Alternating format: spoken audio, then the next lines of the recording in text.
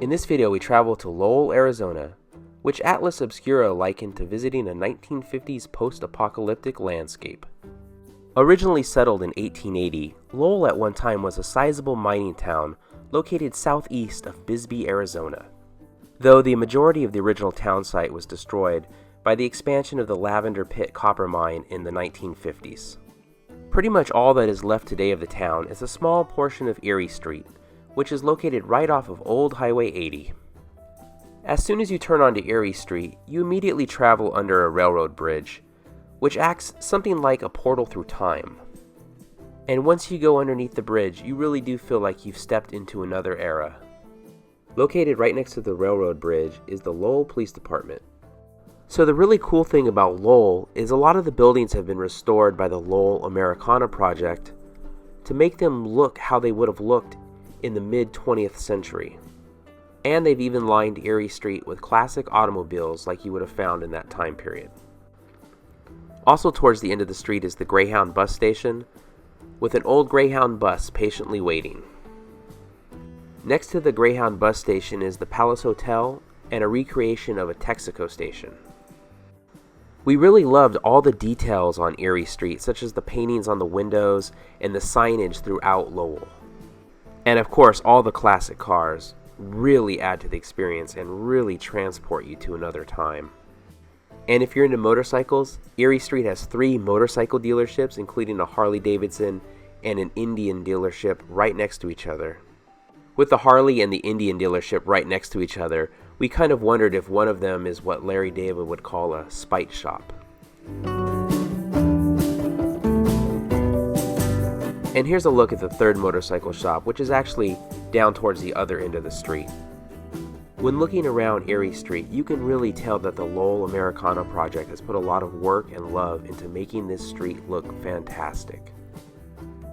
And while you can't actually go into most of the buildings, it really feels like you should be able to walk up to the movie theater and buy a ticket for a show, for example. Erie Street does have a few active businesses on it as well, however, such as Arizona Thunder, which is a motorcycle repair shop pictured here, the Bisbee Breakfast Club, which is a restaurant, and believe it or not, an active gym. So, as mentioned earlier, Lowell was founded in 1880 and became a sizable mining town, but by the early 1900s, Lowell was actually folded into the city of Bisbee itself.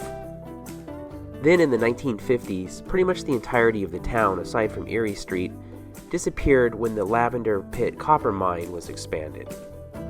In recent years, Lowell has become somewhat of a popular filming destination, with the Internet Movie Database listing 20 different projects having been filmed there, probably most famously Young Guns 2. As we approach the end of the road, and really the literal end of the road with the Lavender Pit Mine just a few feet away, we come across this really cool old Shell station.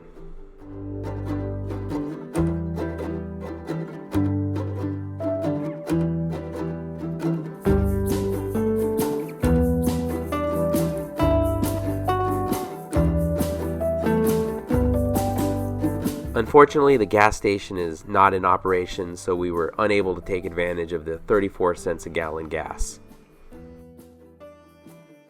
Still, it was a lot of fun to check out this old gas station, and they had some really neat old signage there as well.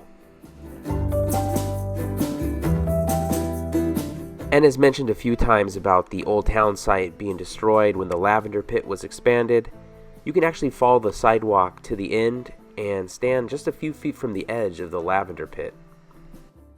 And this is where the Lowell, Arizona Residential District once stood.